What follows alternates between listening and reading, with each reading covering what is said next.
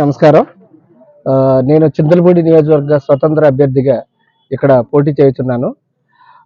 మన ఊరు మన ప్రగతిలో భాగంగా చింతలపూడిలో నేను మెగా జాబ్ మేళా నిర్వహించడం జరిగింది. ఆ నిర్వహణలో భాగంగా ఇక్కడ మనకి 15 కంపెనీల పైచీలకులు ఇక్కడికి రావడం జరిగింది. ఆ కంపెనీలు ఐటీఈఎస్, తర్వాత pharmacy, chemical industry, automobile, hotel management, beauty parlour and sales, telecalls, all companies are ఇక్కడికి రావడం జరిగింది. మేము ఈ ప్రోగ్రామ్ చేయడానికి ముఖ్య ఉద్దేశం ఏంటంటే, మన నియోజకవర్గంలో యువత అనేవాళ్ళు ఉపాధి అవకాశాలు లేక చాలా ఇబ్బందులు ఉన్నారు.